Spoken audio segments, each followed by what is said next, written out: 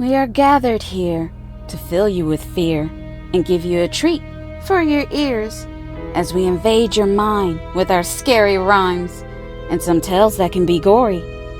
As you bear witness and sit here and listen to our poetic horror stories.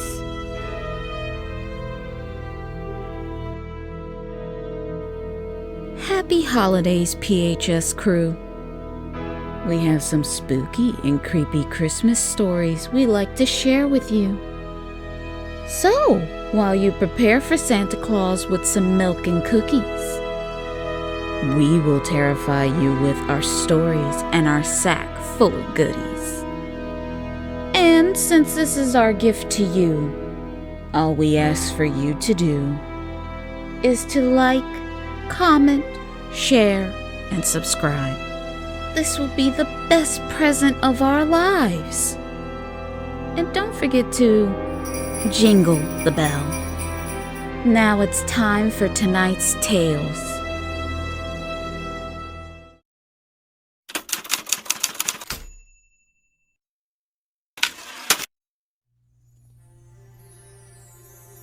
This is a Christmas tale that comes straight from hell. This happened on Christmas Eve. I would not have believed if it didn't happen to me. I was at home watching my favorite TV show when I heard a knock on my door. I wasn't expecting anyone to come by, so this took me a little by surprise. I got up out of my chair. I looked through my peephole to see who was there, but there was no one around. No one to be seen nor found. But I still opened my door. And in the hallway, there was a gift left on the floor. It had a gift tag addressed to me. It didn't say who it was from, so I brought the gift in and placed it under my tree. Then I turned off my TV and went in my bedroom to go to sleep. But I woke up in the middle of the night and really had to pee. I was on my way back to bed when I heard a sound coming from my living room, or maybe it was just in my head. So I went to investigate and to see if someone broke into my place. There was nothing around that was found, but I could still hear a strange sound. When I got close to my Christmas tree, I noticed the sound was coming from the gift. This had piqued my curiosity. Suddenly, the gift started moving about. The gift popped open and a bright light shot out. The light floated up like a balloon. It was moving about my living room. Then the light stopped moving in midair. I was shocked and startled, so all I could do was stare. The light had this pulsating, warming glow. It felt like it was trying to communicate, to tell me something I should know. The light was blinking slow, then fast. But next thing I knew, I was in the past. I was still in my home. But it didn't feel right. It felt completely wrong. I looked around and I could see myself on my couch, watching TV, looking like a slouch. It felt like I was having an outer-body experience. But then I noticed a stranger, someone mysterious. He was looking at me from my bedroom door. I didn't know where he came from. I had never seen him before. It looked like he had a sharp object in his hand. He had malice in his eyes and an insidious plan. But suddenly, he just disappeared back into the darkness in my bedroom. Where he went to? I had no clue. The light flowed into my bedroom and into my closet to show me where the stranger hid. He opened a panel in my wall and he slid right in. He was living in a crawl space in my walls. The space was pretty small. I couldn't lie. I was terrified. The light brought me back to my living room in the present time. I grabbed my car keys and cell phone and ran out of my home into the snow. I called 911, not sure if what was shown to me was true. And when the police showed up, if no one was there, I don't know what I would do. But I called the police anyway, and the man was there in my crawl space. They took him out in handcuffs. He was pissed off and he started to cuss. He stopped and looked at me. He started to laugh. Then he said, "You're lucky because tonight I was going to make you bleed. I should have killed you 2 days ago, but for some reason I just couldn't. Why? I just don't know. But I've been living in your walls for a month or so. All this time I planned while you were asleep. I would slit your throat." I'm not sure who left that gift for me, but I'm glad they did, because I would have been murdered in my sleep.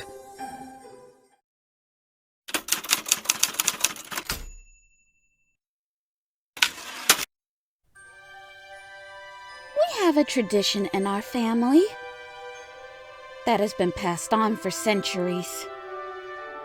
I come from a long line of women who love to bake. And at Christmas time, they love to make fruitcake. I know what you're thinking. Who likes fruitcake? But there's something special about the fruitcake we make.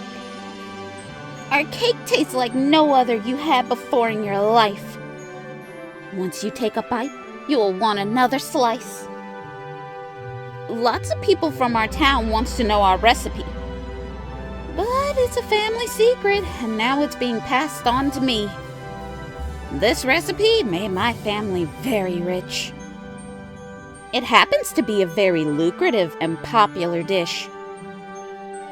Because we only make this cake 1 day a year for a limited time. Only at Christmas, so we may have people that will stand in line. People come from near and far. They even get into fistfights for our cake. It's really bizarre.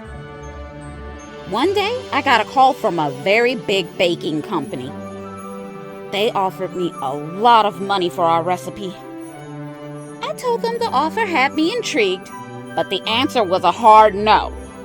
This recipe had been in my family for centuries, and my ancestor would be very upset with me. Why would your ancestor have anything to say about what you do? They are long gone and dead. Don't let this offer pass you by. Don't be a fool. I told him, "Thank you for the offer, and good day to you." I thought this was over and my dealings with them were through. But I was wrong. I didn't know what lengths they would go to and what they would do. I was on my way home early on Christmas Eve. I had to prepare for the rush on Christmas Day, so I needed to get some sleep. But I was taken by surprise and grabbed from behind. And a sack was thrown over my head. I was blinded. All I heard, "You should have taken the money for the recipe. We do not make this easy. The boss doesn't like it when others make it hard to compete. Our orders are to take you far away and protect you deep. We're gonna tie you up and attach concrete to your feet. When you're gone because you've drowned, then our problem will be solved. You, your fruitcake recipe, and shop will no longer be around." but before the thugs dragged me into their car, next thing I knew, they were gone. I was left in the alley all alone. There was no one there in sight. It's like something came along with wings and took them by flight. I hurried home and locked my door, and didn't think about the situation anymore. I had to get myself ready for the next day, for the rush of customers that will be coming my way. I woke up on time and the Christmas sale went fine. I sold every single fruitcake. And I made a nice profit. It was great. I never heard from that baking company again. And I never had any more trouble from those men. But I did see in the news there were some bodies found at the bottom of the river. I guess that's what happens to you when you fuck with a witch's recipe and her ancestors.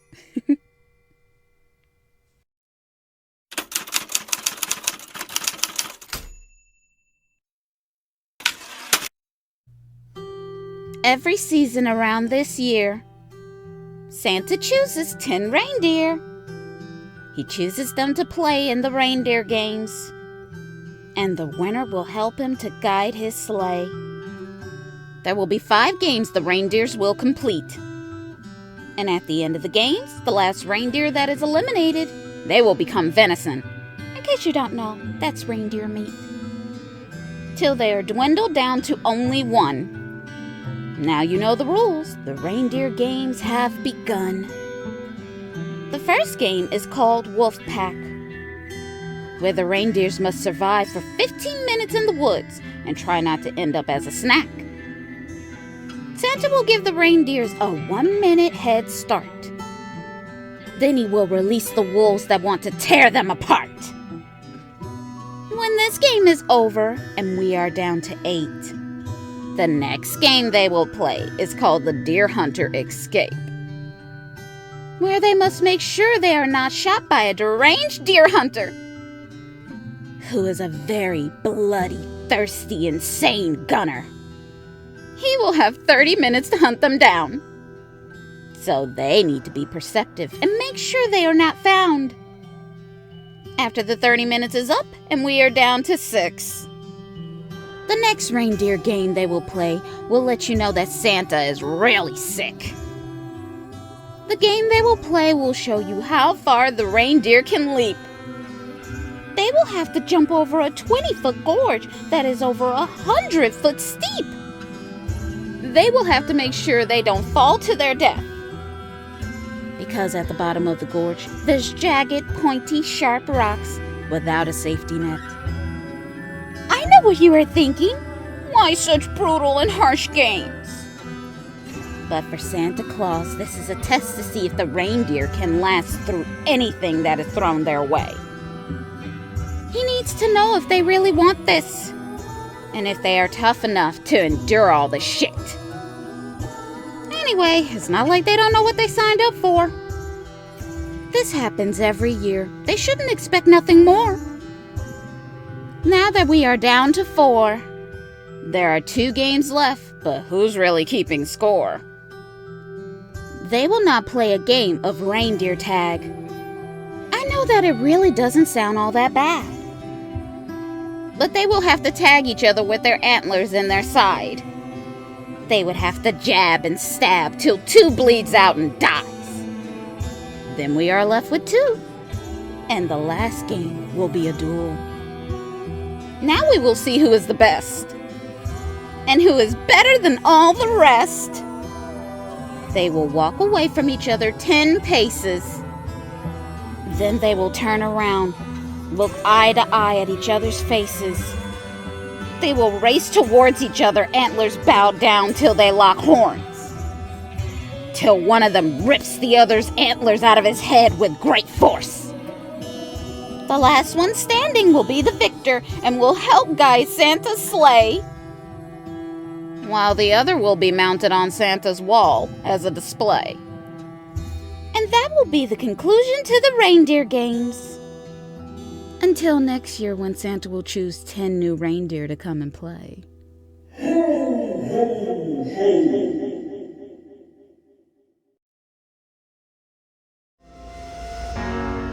Now our tales are silent for the night. It's time for you to bundle up, stay warm, and sleep tight. And remember that you are being watched. So be good, or you may have to pay the cost. We thank you for stopping by. Until next we meet, we will see you next time.